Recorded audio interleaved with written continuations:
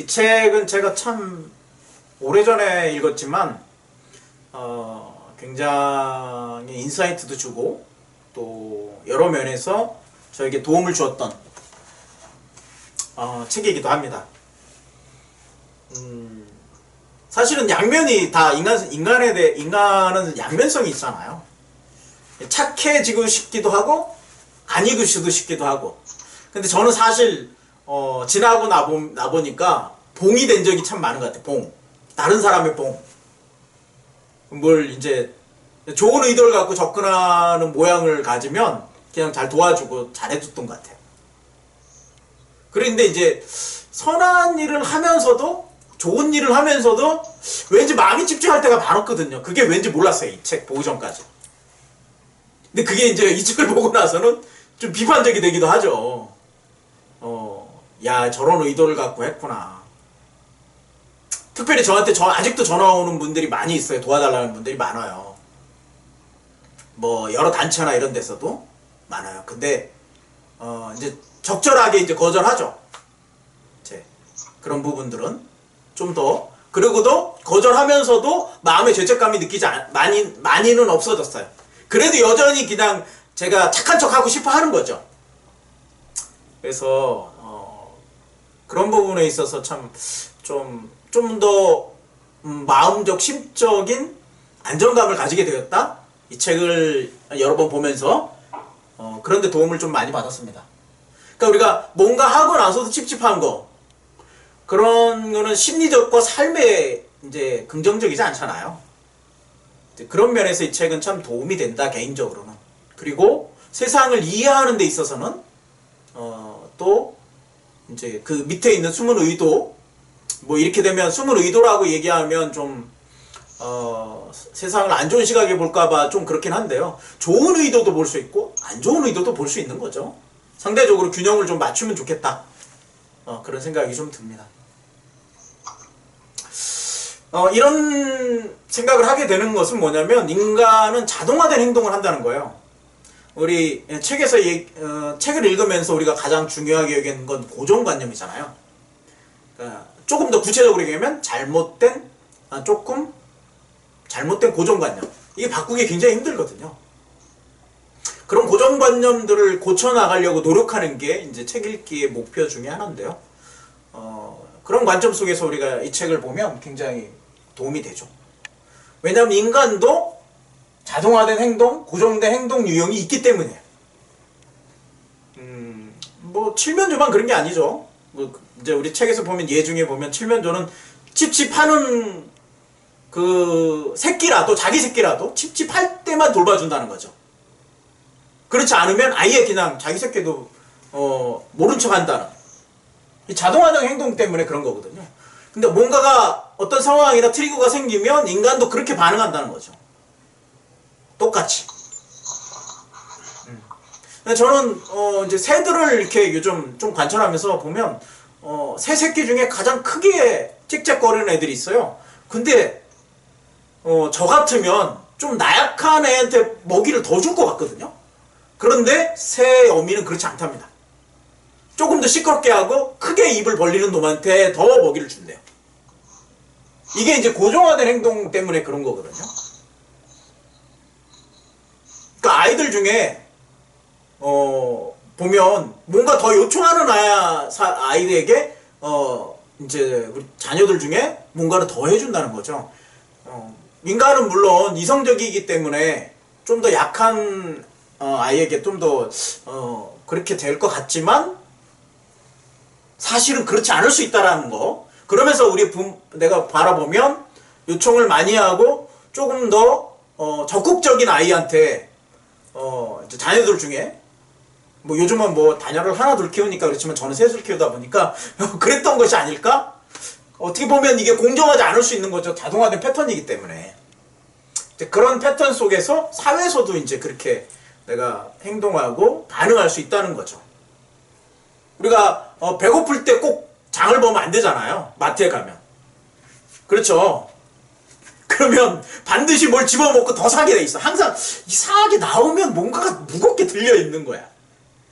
왜 그러냐면 배고플 때 뭔가를 얻어 없기 때문에 그런 거거든요. 그게 뭐 다르게 얘기하면 뭐 호의를 갚는 거에 대한 이제 그 갚아야 되는 것도 있고 또 아니면 뭐 이제 뭐 여러 가지로 이 책에서 설명을 하는데 봉이 되는 거죠. 그것도 어떻게 보면 그거 하나 집어먹고 이만큼 싸갖고 들고 나오면서 냉동실에서 잔뜩 쌓아놓는 냉장고에 잔뜩 쌓아놓는 그렇게만 되는데 뭐 그런 행동 유형들이 많이 있는 거죠.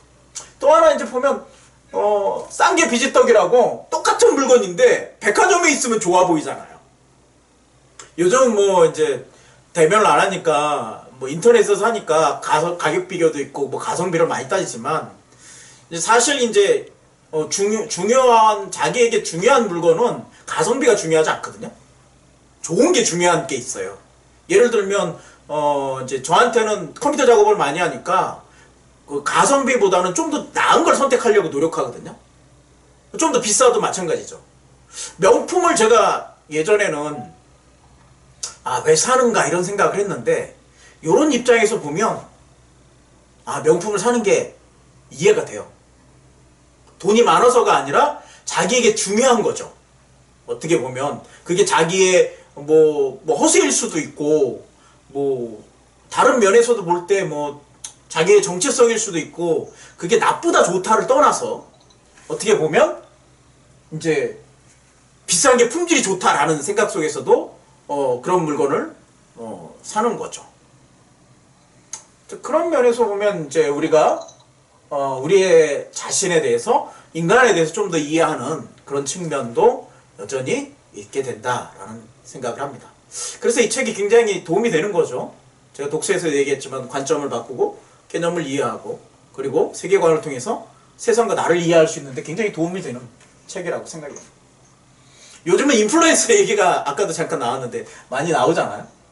인플루언서가 되거나 아니면 봉이 되거나 이게 너무 극단적인데 이렇게 이분법적으로 이렇게 놓고 보면 좀 구분이 되는 분류하는 데가 많아요.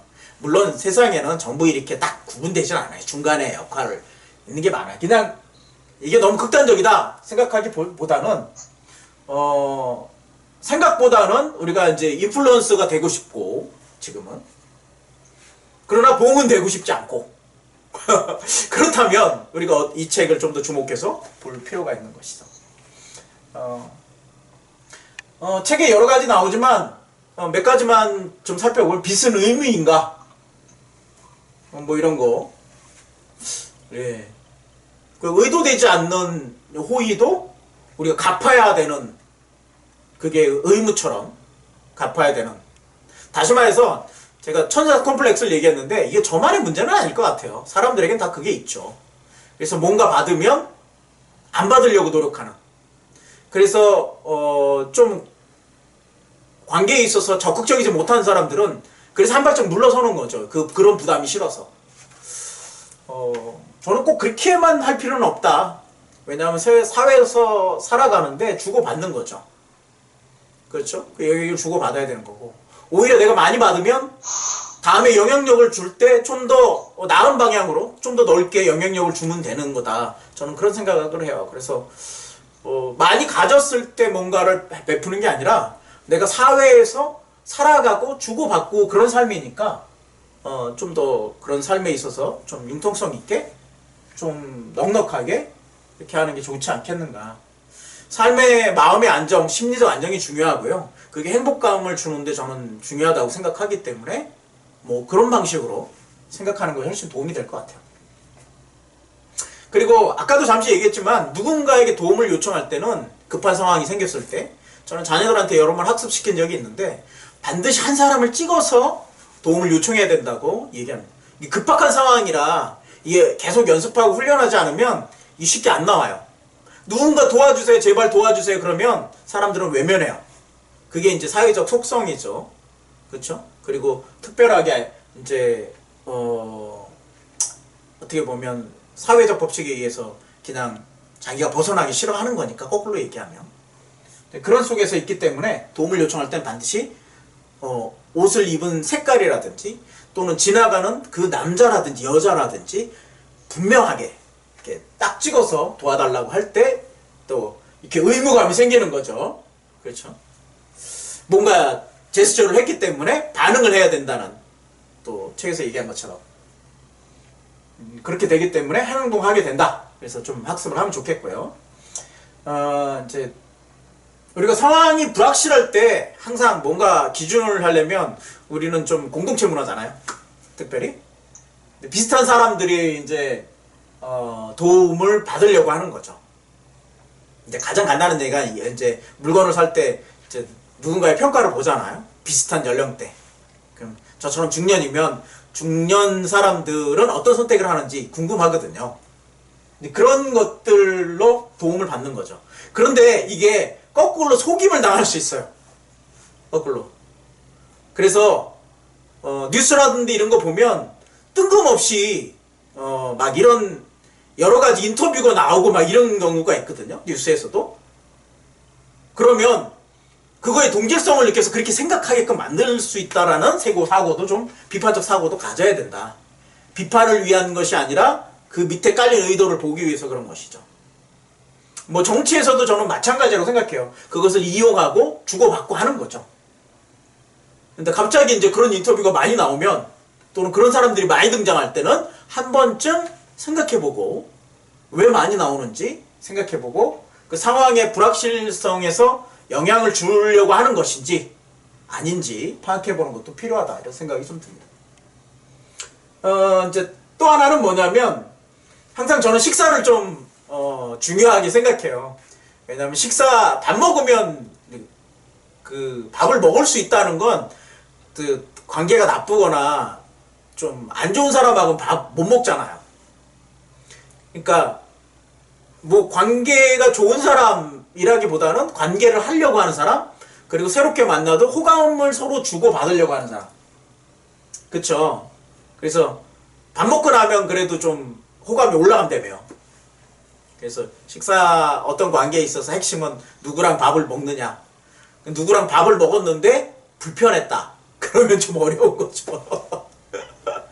유심히 그래서 밥을 먹으면서 관찰하기도 하고 또 하기도 합니다.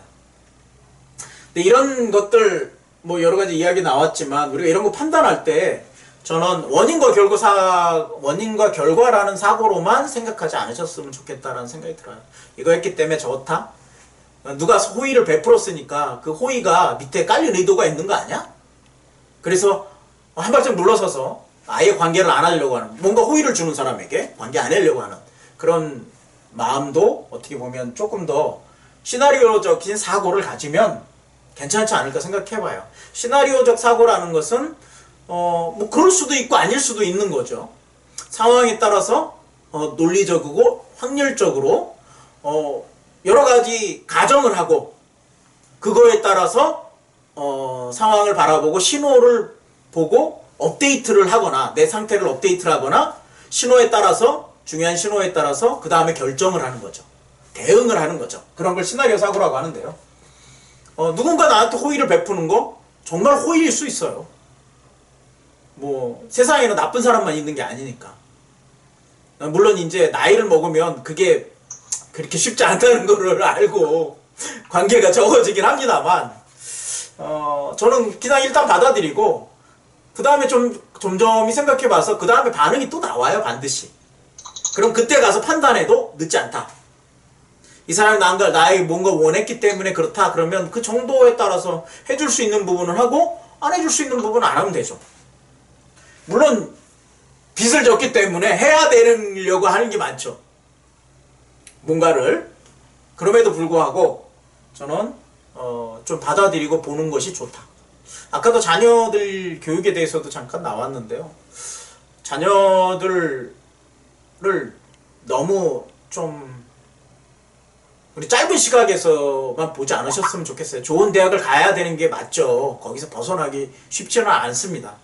그러면 좋죠. 누구나 다 뭐 우리 부모들 입장에서는 다 애들이 서울대학 가고 좋은 대학 뭐 가고 뭐 그러기를 원하잖아요.